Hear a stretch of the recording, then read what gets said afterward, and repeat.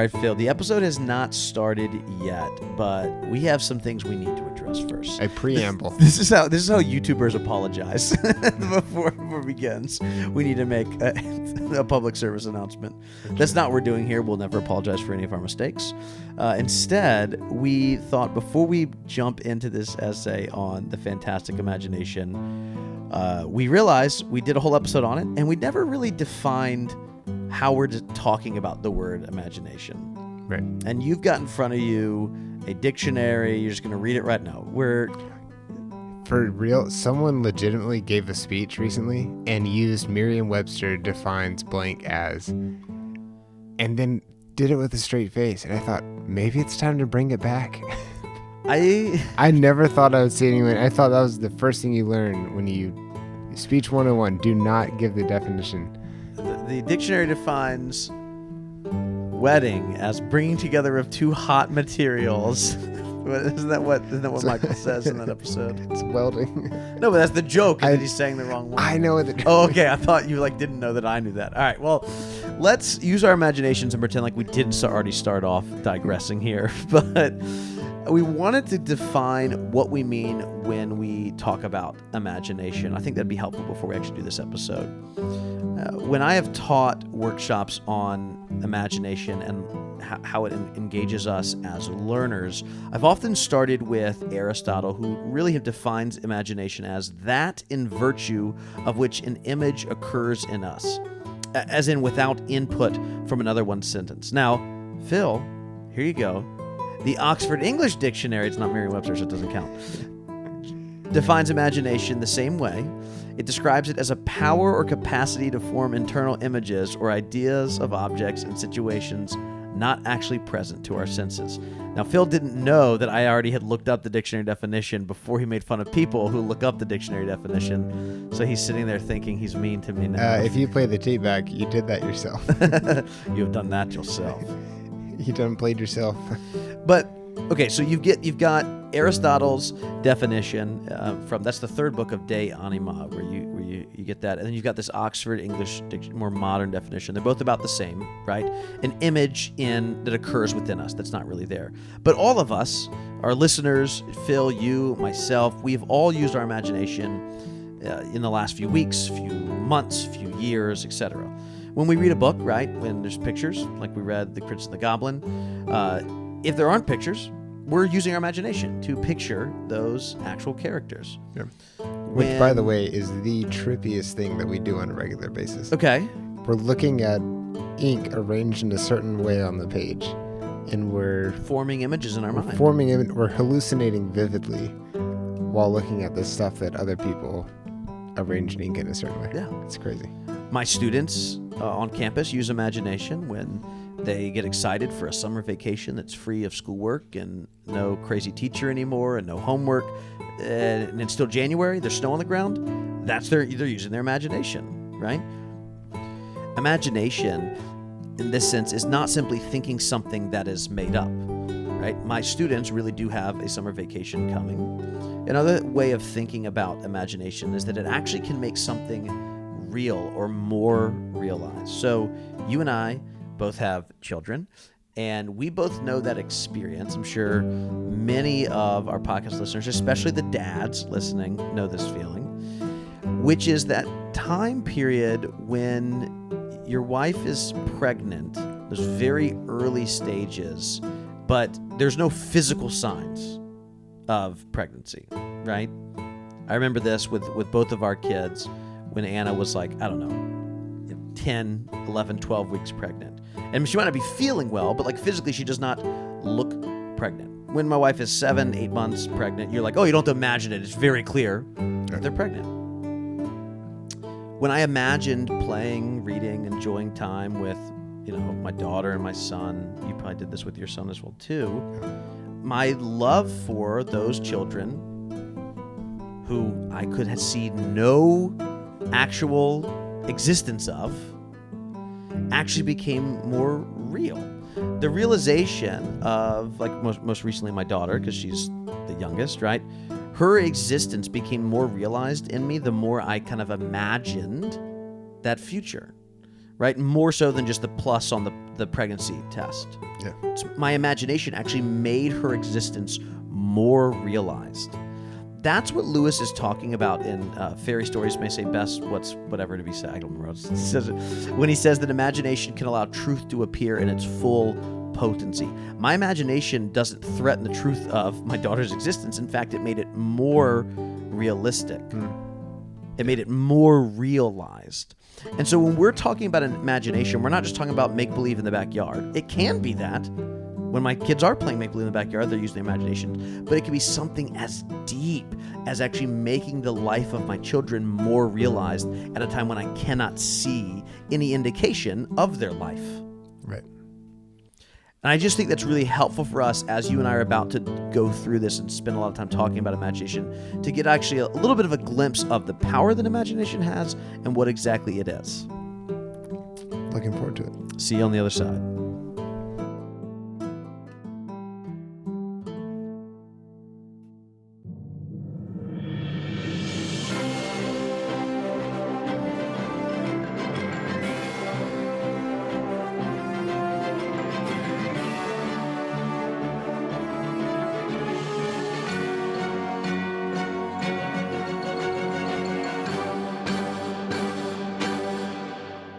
Well, hello, and welcome back to The Lamppost Listener. My name is Daniel. I'm Phil. And this is a podcast where we chronicle transcendent truth by traveling further up and further into the classic works of children's literature. This is Season 9, Episode 15, The Fantastic Imagination, which covers George MacDonald's essay, The Fantastic Imagination. I like that I wrote that. You're so proud of yourself. How do you come up with these titles? Yeah, this one was easy, right? When we're doing a chapter, it's fun to have a fun little one-word title, but for this one, let's call it The Fantastic Imagination and talk about the fantastic imagination.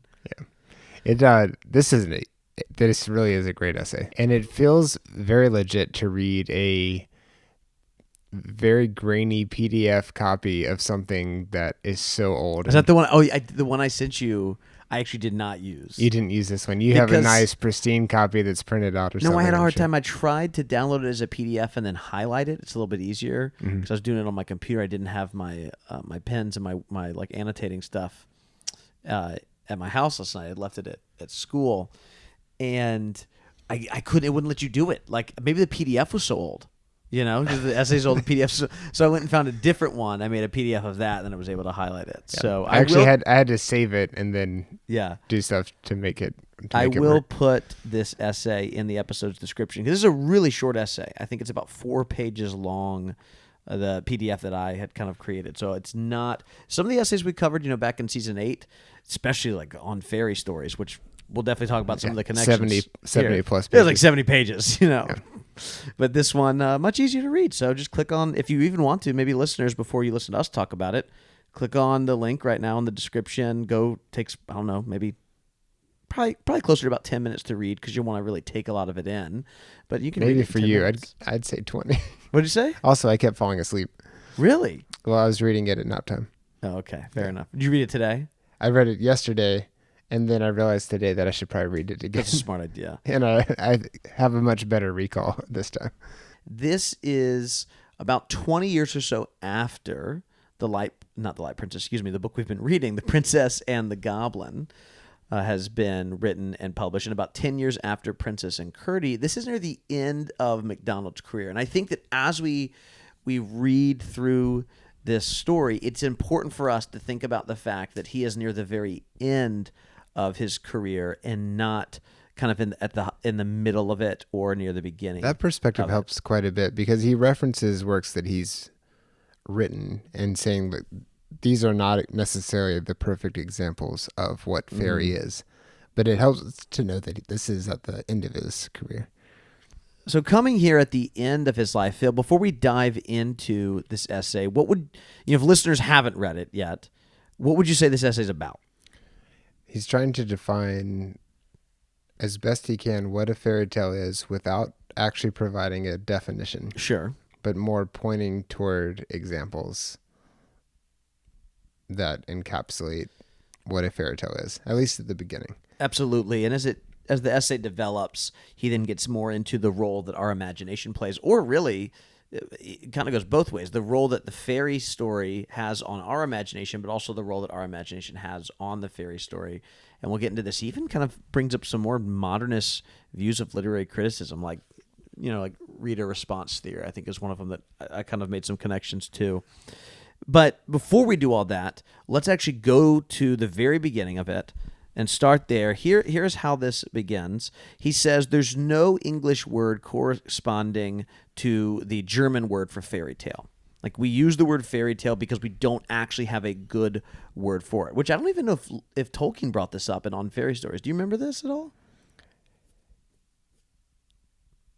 He did seem to mess with the term fairy, adding that E into it, but he was already turning it into more of a realm instead of any sort of fairy, like Exactly. George MacDonald says. So MacDonald is saying, hey, I am talking about fairy tales, but often when we think of fairy tales, again, he's saying we as in, 19th century readers, but I think this applies to us too, more than 100 years later. It's like we just are all thinking of Cinderella. We're thinking of The Princess and the Frog. We're thinking all these other things. He's like, that's not really what I'm thinking of. Instead, when he tries to define it here at the very beginning, here is exactly what he writes. Were I asked, what is a fairy tale, I should reply, read Undine. That is a fairy tale. Then read this and that as well, and you will see what is a fairy tale. Were I further begged to describe the fairy tale or define what it is, I would make answer that I should as soon think of describing the abstract human face or stating what must go to constitute a human being. A fairy tale is just a fairy tale, as a face is just a face. And of all fairy tales I know, I think Undine the most beautiful. Classic Supreme Court justice move. I don't know the definition, but I know it when I see it. Well, are you familiar with this fairy tale, Undine, as we kind of pronounce it in English and here in America? Whereas I heard some places Undine, and I also heard Undini. Have you ever heard of this before? I had not. I had to look it up. It seems like it's about a water spirit. A water spirit, a water nymph who longs to be human.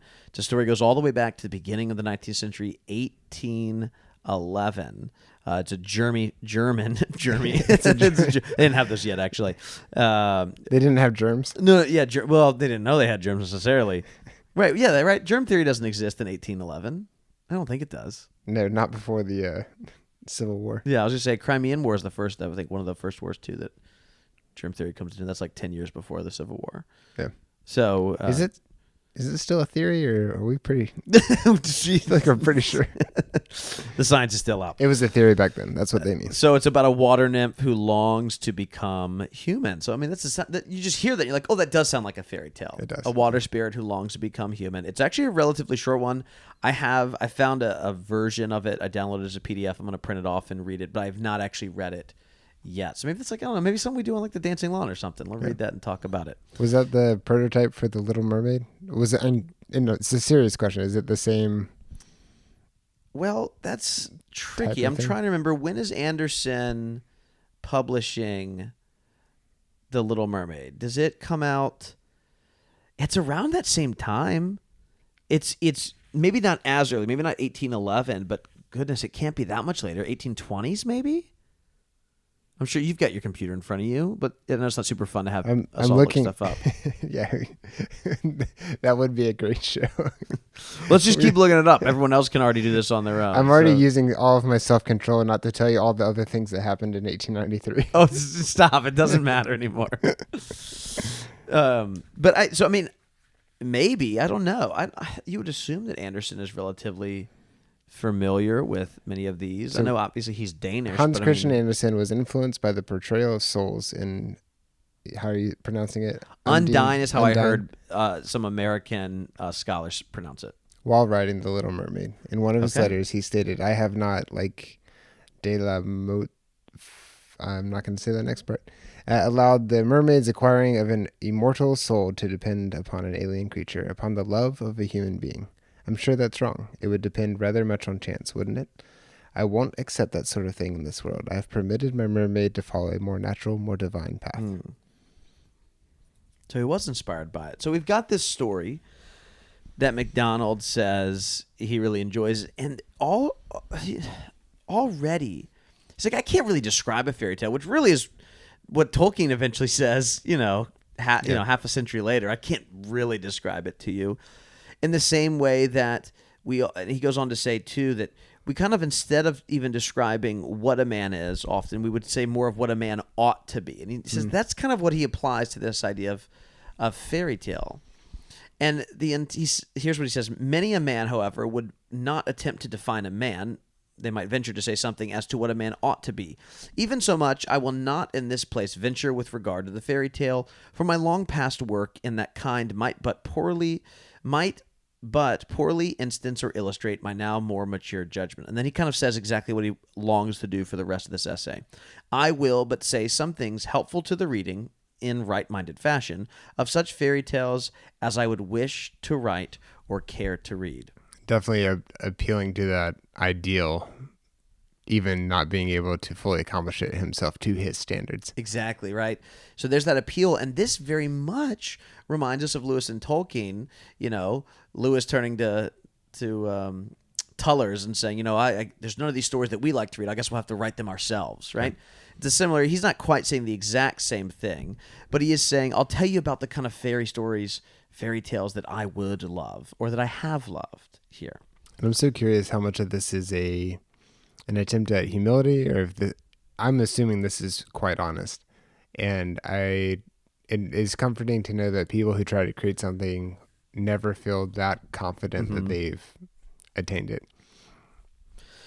So the next part of this essay, we've got this little bit of an introduction we've gotten through, and then he talks about laws here. And I'm really interested to hear your thoughts, Phil, as someone who does a lot of creative work that I just really don't engage with, personally myself often. I mean, I guess the podcast, but it's not really you're not making up a fantasy world. Exactly. But you do this in some of are you still drawing your comic right now? Or have you taken a break? You've got a kid now. It's a little bit different. I still draw every day, but I paused that comic quite a bit ago. I did 133 pages. Okay. Ballpark. And it's really difficult, and it makes me appreciate work so much. I'm glad you brought it up, because this is the most heavily highlighted piece of this essay for me. Oh, then you lead the way here. So the thing that I've heard quite a bit when people are critiquing works, especially sci-fi versus fantasy stuff, a lot of the things that I've heard, and I had a teacher he said this all the time, fantasy was hard for him because there didn't seem to be any rules. If you needed a way out, you would just introduce something that people didn't know about. Ever since he pointed that out, I've really had trouble, even with Tolkien's work. Where did the eagles come from? At the very end of the thing and carry them away. And it really feels like this, we'll bring this thing out. I do think that one's a little bit easier because so much of that world is so grounded in reality, and he put so much effort for years and years and years keeping everything in a world that would actually work together. So it does feel realistic. But for sci-fi things, you establish the rules and then you stick to them. You still have things like gravity, and there's no kind of secret potion that you just made up that helps get your character out of something. But what George MacDonald is saying here is, once you institute these rules, you have to stick to them. And if you don't, it pulls people out of the story. So the reason for sticking to the laws that you establish is that you want to keep people into that. You want to keep them in that world. And this is the number one thing that I think pulls people out. When you start, he actually mentions this, having an accent that doesn't make sense for that. Exactly, yes. That place, like, where did that accent come from, is the example he gives. Do you remember the movie Valkyrie? Like about Project Valkyrie? Yeah. Yeah, I remember that movie. Tom Cruise. I never saw it. We watched it in AP I just Euro remember them kind of high school. They kind of critique that, like, they're all speaking English, so you can make it really grounded and realistic. You can even introduce some, maybe German sounding accents.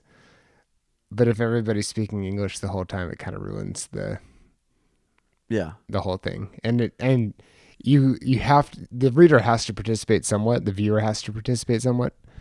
Dune is in English too, and I can still enjoy that, even though it's supposed to be 10,000 years in the future. And pronunciation There's drift. no way, the language. They would not still be doing that. But so you have to participate somewhat. But once you establish the laws, you have to stick to them. That's the main point. This idea of laws, he makes this claim, a very interesting claim, that about the nearest we can come to creation. He says this: the natural world has its laws, and no man must interfere with them in the way of presentment any more than in the way of use. So you can't interfere in the way they're presented or in the way that they're used, like the natural laws. But they themselves may suggest laws of other kinds, and man may, if he pleases, invent a little world of his own with its own laws. For there is that in him which delights in calling up new forms, which is the nearest perhaps he can come to creation. I want to walk through this. This is the quote that I went back to over and over again, saying, okay, the natural world has its own laws. And really, so if you're going to write a story that is in our world, you can't really change the laws. He just said you can suggest that there's some other laws we might not know about. Maybe there's some speculative things. Yep. But if you're going to have its own laws, you've got to have your own world. Yeah. You got to have your own world. It says this is the nearest we come to creation. This to me, there's a direct line from this particular paragraph to Tolkien's view of subcreation as we see it come to fruition through something like the Ainulin delay at the very beginning of the Silmarillion. Mm-hmm. You look like you really want to say something about this. Later on, he says he contradicts himself as an inventor. He is no artist. And I think these two things pair really well together. You can make stuff up. You can make it work. Mm-hmm. But then it's once that, again, like we were talking about, once it's broken, that you're no longer this artist. It feels kind of hacky. You're just making stuff up with no rhyme or reason. You're not really putting in the effort into your craft. As this is kind of getting near the halfway point of the essay, and as this evolves, he actually begins using kind of a narrative device where there's a reader asking him, or a listener asking him questions, and then he responds. And we get deeper into what is exactly happening as these stories are moving on us. That first question we have is, you write as if a fairy tale were a thing of importance. Must it have meaning? And how does he respond to this? He says it can't help but have meaning. And this a little bit gets to the, and it uses the word truth in this really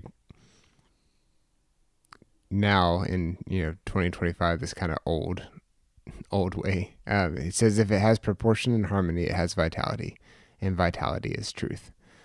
The beauty may be plainer in it than the truth, but without the truth, the beauty could not be, and the fairy tale would give no delight. I feel like this is what you have been talking about this entire season, and maybe even a little bit before this season. And just saying that there is true beauty. There is something that can be unearthed. There is something that can be discovered. And there is something that hits all of us because we know that it is truth. And there's a beauty in that truth. Mm-hmm. That right where you finish, there's one more sentence after that, which I have to imagine, we're not Lewis scholars, we're definitely not Tolkien scholars, but I have to imagine this is something that Lewis would not have been able to stomach. Because here's what MacDonald says next. Everyone, however, who feels the story will read its meaning after his own nature and development. One man will read one meaning in it, another will read another. This feels like the kind of approach to literary criticism that Lewis cannot stand.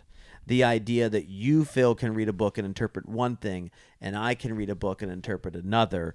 Lewis, throughout many of his academic writings, is consistently pushing against often this notion that there's many different ways to read this. He would say, no, there is really one right way to read Dante.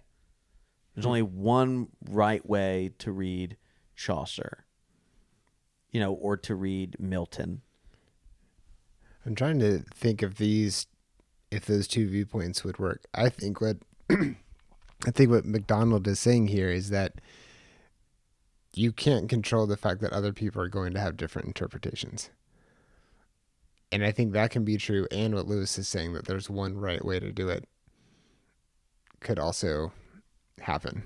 You can have multiple people interpreting different things, but there might be one really good, correct way to view it. I wonder, and again, like I said, I'm not a Lewis scholar, so I could be off here. I think maybe where he would agree is we do approach it after our own nature and development. Like we can't help but bring some of ourselves to the text. Mm-hmm. My sense as I read Lewis is asking us to kind of leave that behind though. Like, yeah, you bring your own nature and development. These are the words that MacDonald uses here, but it's on you to kind of actually begin to kind of bring those back, to not bring them and kind of self-impose them onto the reader itself. And some of this he probably would have picked up from Kirkpatrick, who would have been, educating him in a way that would say, even like go just straight to what the text says. And again, Lewis says this On the Reading of Old Books himself, where Lewis is like, stop reading books about Plato. Go pick up the Timaeus. Go pick up the Euthyphro. Stop reading about the books themselves. Because so much often that author can't help but bring. So maybe it is true in here, and that Lewis would be able to say you are bringing your own nature and development, and you are going to have one person is going to read like one meaning, another might read another. MacDonald, I thought, seems to imply that that's a good thing or at least a neutral thing, whereas I feel like Lewis would say it's a negative. But look at this. You're reading it in a different way, where you're saying it's maybe it's not. He's not really giving any value statement to it at all. I feel like George MacDonald is saying what will happen, and Lewis, in what you're quoting, is saying what should happen. Interesting. And you can't help but have meaning. Similar to in software development, you have a user experience designer. And that term is contentious because you cannot design someone's experience because they're at least 50% of it. And they're coming with their own set of stuff. So you can make a button a certain color. You can have the edges be rounded. You can have a bunch of things pointing to it. And you can design the page to lead everyone to scroll until they get to that place. But you can't actually design their experience. Yeah. You work with the user and you design things in a way that will help their experience, but you can't actually design the whole thing. And I think that is true here. You can make it super clear and someone is still coming with a different perspective. Yeah. Let's go to the next question. That's good. I like that a lot. Here's the next question that is brought up here. If it does have a meaning, how am I to assure myself that I am not reading my own meaning into it, but yours out of it? MacDonald says, why should you be so assured? It may be better that you should read your meaning into it. That may be a higher operation of your intellect than the mere reading of mine out of it. Your meaning may be superior to mine. I feel like at the beginning he is agreeing with Lewis, but then by the end of that sentence, he's kind of saying, who's to say? But see, this is the part. It's this next part that throws me off, where he says, "Who's to say that your meaning may be superior to mine?" Right, and I feel like this is where they disagree, and it gets very, very subjective. But I think that is a very popular and much more normative to the way in which we encounter stories, fantasy especially, obviously. Let's keep going because it gets more interesting here, because the next question seems to be the simplest question, and yet he takes much longer to answer. The next question is, suppose my child asks me what the fairy tale means. What am I to say? And what is easier than to say so that you don't know? Yeah, if you don't know, just say you don't know. But if you do see a meaning, he says, give it to him. Now, here's interesting. And I thought this was interesting because what he says here is going to be somewhat kind of hilariously undermined just a few decades later. I'm trying to think. I think it's the 20s. We'll get to that. Are you talking about the pipe? Exactly. Yeah. Exactly. Yes. Is it Renee? Is it Magritte? Is that how you say it? Renee That's Magritte? how I say it. Why don't you tell us about what MacDonald is actually saying first? He's saying that he has a drawing, and if you have to label it, it's a drawing of a horse. You have to label it with, this is a horse. There's a problem there. Yeah, he says a genuine work of art must mean many things. The truer its art, the more things it will mean. Okay, that's interesting. If my drawing, on the other hand, is so far from being a work of art that it needs, this is a horse written under it, what can it matter that neither you nor your child should know what it means? It is there not so much to convey a meaning as to wake a meaning.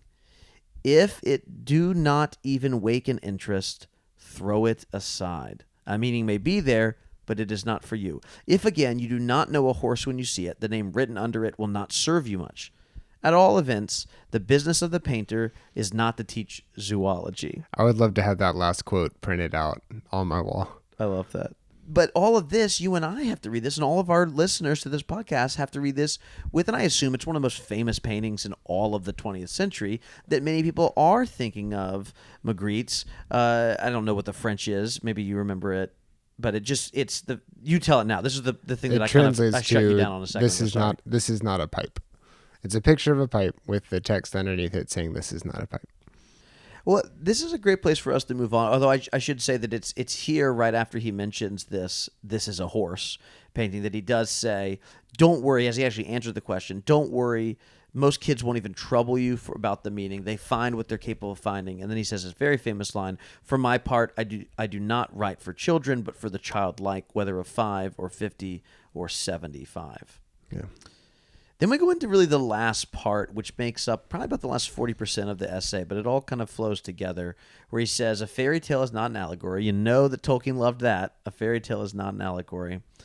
But he talks about the fairy tale and this simile of, it says it's like a sonata.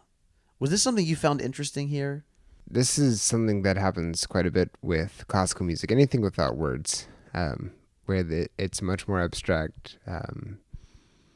You don't have, because words have so much meaning built in, and it gives you quite a bit to interpret. But just music itself, because classical music doesn't have the words to give you that shortcut or to anchor to. Everybody can have a different interpretation, and that's what he talks about. And he said, if everybody has a different interpretation, has it failed? If it doesn't convey something that it set out to convey. And then immediately gets back to but words are not music. Words at least are meant and fitted to carry a precise meaning. Yeah, and he's getting to kind of the spirit of the fairy tale here. He says, a fairy tale like a butterfly or a bee helps itself on all sides, sips every wholesome flower, and spoils not one.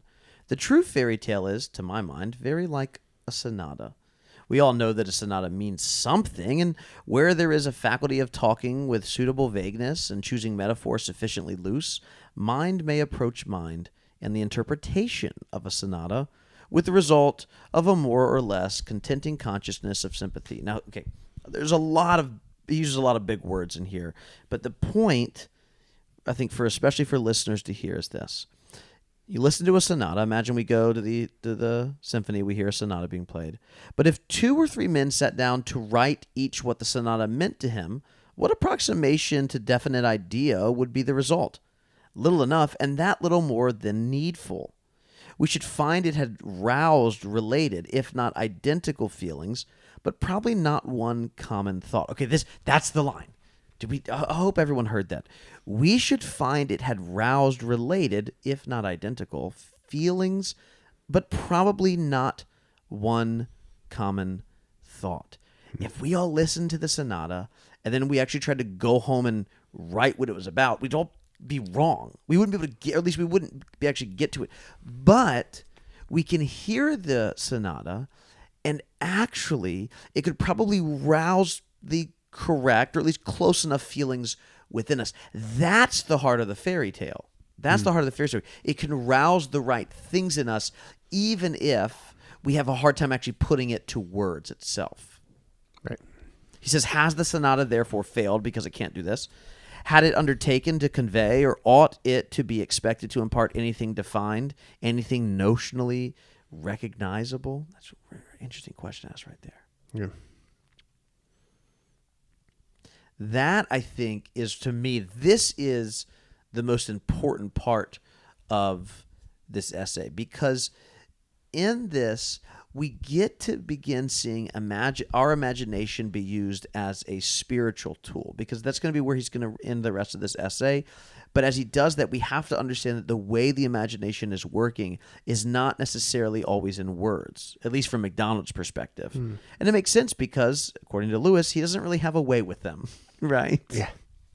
It's more of the feeling. MacDonald is And isn't this focused on what Lewis something says else. about him? He says it's the feeling that comes through in the stories. Yeah. All right, I want to talk and end here with this idea I just mentioned of imagination kind of being used as a spiritual tool. As this simile of the sonata, this metaphor for the sonata continues, MacDonald says the best thing you can do for your fellow, next to rousing his conscience, is not to give him things to think about, but to wake things up that are already or that are in him, or say to make him think things for himself.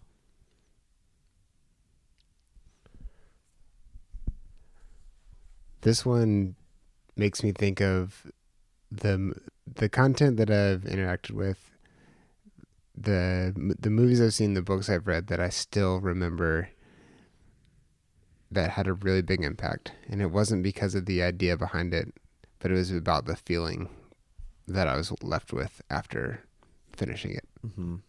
So the really, really good book that left me with a feeling, or the movie that had me so eager and amped to go out and do something. And he just articulates this in such a great way. These are MacDonald's words, not mine. He says, one difference between God's work and man's is that while God's work cannot mean more than he meant, man's must mean more than he meant. For in everything that God has made, there is a layer upon layer of ascending significance. Also, he expresses the same thought in higher and higher kinds of that thought. It is God's things, his embodied thoughts, which alone a man has to use, modified and adapted to his own purposes for the expression of his thoughts. Therefore, he cannot help his words and figures falling into such combinations in the mind of another as he had himself not foreseen. So many are the thoughts allied to every other thought. So many are the relations involved in every figure. So many the facts hinted in every symbol. A man may well himself discover truth in what he wrote, for he was dealing all the time things that came from thoughts beyond his own. Wow. Okay, this is what makes MacDonald not saying we're all finding our own meaning. We do come and we find meaning, and the meaning might look different, but it's not because there is no meaning. It's because the meaning is so transcendent that even the author could not have fully grasped the beauty. Only the real author, the one true author of all stories, could have actually grasped the entire meaning. And so this actually takes something like a reader response theory in literary criticism, modern literary criticism, and say, oh, you're actually really right about a lot of things. If you just could go one step further, you'd actually be right. Right. You know, there are so many meanings we bring to it, and there could be that you understand something that the author didn't even understand, but it's only because God is above that. Right. All right, let's go back to that Platonic scene at the end of Last Battle. It's like, this is Narnia, but there's a real Narnia above that. Yeah. Right? There is the transcendent truth. And again, because this is not actually Platonism, right? The transcendent truth is not something that God is subservient to, nor is it something he is over. It is something that he is. I mean, how often does God use the name, right? It's not a goodness above God or a goodness that flows out of God. It's God is good. God is love. These things he is I am, right? That here, I mean, this was... It took me a couple of times to read that to really understand what MacDonald was. I just passed over it too quickly. Yeah. To me, what this helps explain is how are we still reading the Bible and still getting stuff out of it? Why hasn't it been reduced to kind of some core ideas, and we can just even have a pamphlet instead of this really, really long collection of 66 books? And to me, there's so much truth to be pulled out of that and to be extracted out of it. And as we change, reading the same stories over and over and over again, we're getting different things out of them because there's so much amazing truth packed into those stories. And we still have people studying, getting degrees in theology and looking for more and more and more. And we also have this desire to create stuff and to make things. Mm-hmm. And it can be at different levels for different people. But it's real. If we're made in the image of God, we want to do this too. We want to make something that points to this truth. I think sometimes we think about creatives, especially in like celebrity culture, which is just so prevalent, as being almost like a modern day Prometheus, right? Bringing down the fire and kind of being the arbiter of like, I have something to communicate and I need to bring it to you. Whereas through this lens, for like an illustrator like yourself or through a writer like MacDonald, it's much more invitational. It's more prophetic. In the sense of so many of the prophets, not all, but many in the Old Testament are, Jonah's a perfect example, are being tasked by God to give a message to a people. But the message is also for them too. Yeah. Right? And there's a lot that they know. Jonah's a perfect example, right? He goes to Nineveh. He preaches the most effective sermon of all time, and he's grumpy about it. But the words are there for him as well. The message that God has is for him. Whereas a lot of times I think we think of, oh, this writer, they've like tapped into something deep if we're looking for something transcendent there. And they're kind of able to share it with us. I think sometimes we might accidentally view Lewis this kind of way. Especially on a show like ours, we're like, Lewis has this great knowledge and he's giving it to us. It's like, actually, no, Lewis is also tapping into. I hate that use of that word like that, but it's just, I think it makes. He's channeling it. Yeah, that one's not great either. But I was trying to make it worse so yours would sound better. Yeah, that's right. He is communicating this great truth, but again, tapping and channeling into are not bad metaphors for it.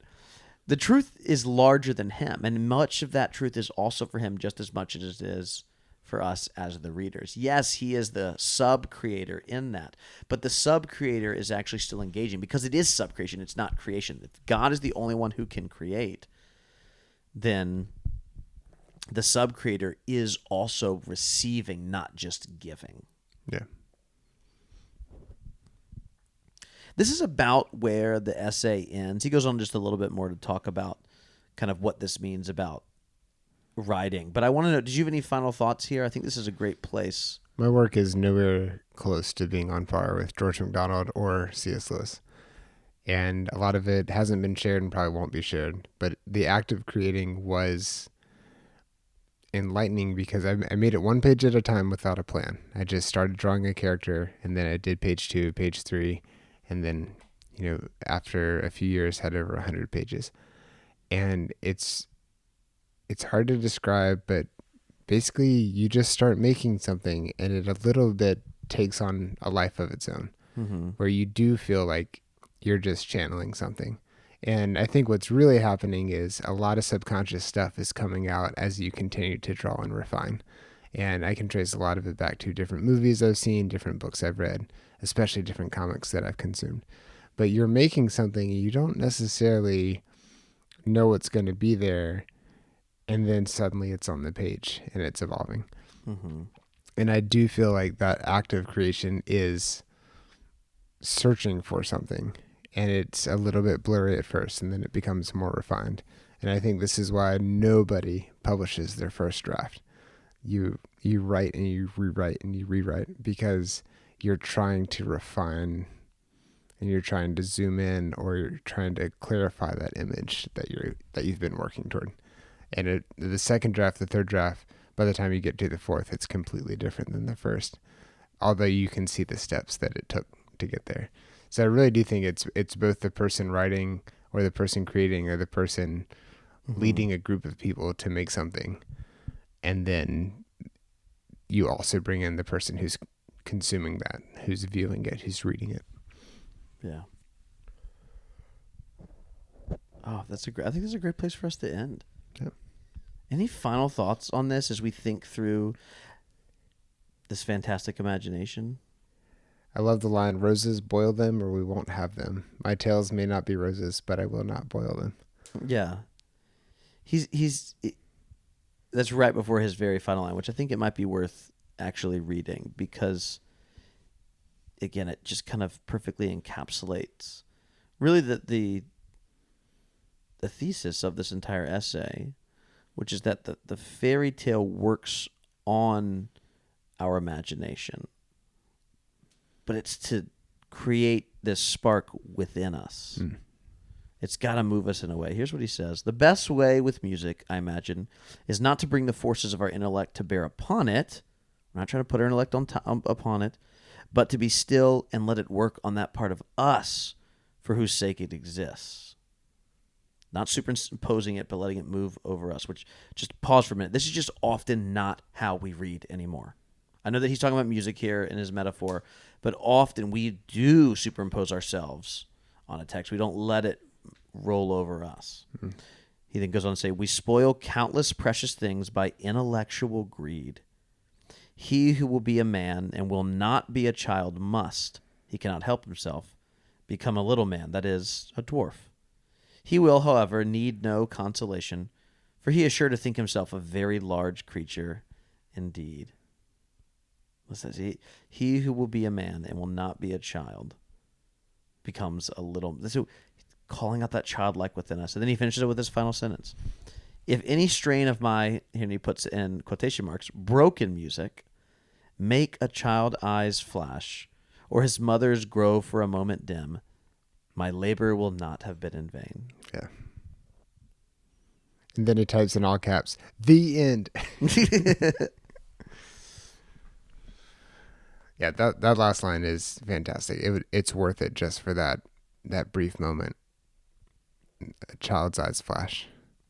Perfect for us as we, kind of talk about this podcast being, searching for transcendent truth. He said that's what he's trying to do, is awaken that within us. Yeah.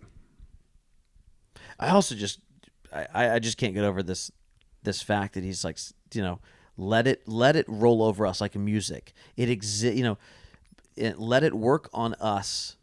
For whose sake it exists. And we spoil, I can't get over this, we spoil countless precious things by intellectual greed. What an interesting way to put that. That by almost trying to superimpose our intellect over something. And I totally have a tendency to do this. I don't know if you do. I feel like... I was going to say, I wonder why that one hits hard for you. But I mean, so often, even with something like this, I want to analyze so many of the books we read, and it always comes back to it's really synthesis, not analysis. Yeah. I talk about this all the time in the work that I do, which is when I'm explaining to parents how we study poetry, for instance, in a classical setting. My students memorize all kinds of poetry. We just memorized the William Blake poem last month. And one of the things we don't do, very different than the way that I grew up studying poetry. If I was going to study poetry in high school, here it'd be like, boom, here's Tennyson, here's In Memoriam AHH, or, here's Don Juan by Blake. Not just said Blake, by Byron, excuse me. And we would go line by line or stanza by stanza, depending on how long the poem is, and we would pick it apart. You'd analyze it, you'd annotate it, you'd really dissect this thing. And while that's not all bad. I'm not saying that you shouldn't do that. There's many poems, especially something as long as Don Juan or something like Wasteland, right? That it is really helpful to do those things. But with the poetry my students are reading, we actually don't want to analyze it. We just want to synthesize it. And an example I give, I think that's helpful, is there is absolutely a time and place to dissect a frog. You should probably do it at some point in high school. I think did you dissect the frog in high school? No, we had some discount version. What? You dissected something else, or you just... I can't remember if it was a model of a frog. Oh, that's lame. Or if it was some other creature that was clearly the leftover. Well, I remember dissecting a frog, and you're taking over, you're cutting the different things up, and you're being immature and goofy and stuff. But there's a time where it actually helps you understand a frog. But in order to be able to dissect a frog, that's actually only, that's very much what Lewis says. That's just really what a frog is made out of. Yeah. That's not what a frog is. That's what a frog's made out of. If you want to actually know what a frog is, you take a 4th grade classroom to the pond and you have them watch frogs. Like, that's how you learn what a frog is. There is time to take it apart and ask yourself, what is a frog made out of? There it is. In a very post-enlightenment world, we tend to just think, and again, I won't get on my my educational soapbox here. Although maybe we'll start a second podcast where but alone, just me and a microphone in a dark closet, just rambling. I can't believe you still have a job after taking kids to see live frogs and then taking them back and having them cut them up. We don't dissect frogs until high school. But it's funny because I'll say that kind of thing to parents or to students, but I am 100% guilty of often more analyzing. I so glad I don't go back and listen to this podcast, because I bet if I did, I would find myself more often analyzing the work of Lewis, now MacDonald, and soon to be Tolkien, instead of actually just letting it sit on me. Yeah. I'm more of I'm trying to always analyze stuff and see what can I use. And I think a good form is, how can I use this in my own creative work? And a bad form is, how can I use this to repeat it so that I sound smart and build myself up a little bit. Yeah. Any final thoughts here for us? That's it. What's coming up after this?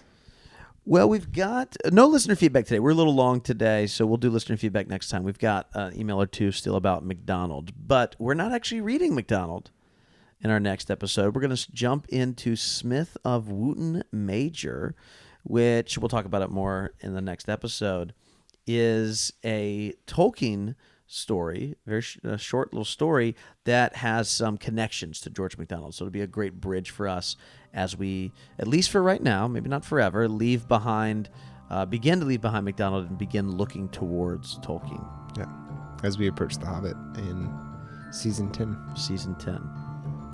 Well, Phil, I'll go ahead and close us out because I've got it right here in front of me, unless you really want to. Please. Please let you do it, or please let me... Please go ahead. All right, well, this episode is made possible by our patrons over at patreon.com. If you'd like to support the show, you can listen to a bonus episode each month, along with other rewards. Special thanks, as always, goes to John Marr, Emily Wakefield, Ryan Smith, Andrew Trophy, Becca Brown, Christiana Line, and Ian Wooten for supporting us at our top tiers. You can leave us a voicemail at 406-646-6733 or email us at hello@lamppostlistener.com if you have any listener feedback. You can also find more past guests, reference books, and lots of other things over at lamppostlistener.com. As always, we'd appreciate a review on Apple Podcasts. 5 stars, and tell us that we never digress or mention Star Wars. There you go. Thank you for coming along on this journey, and we'll be back soon.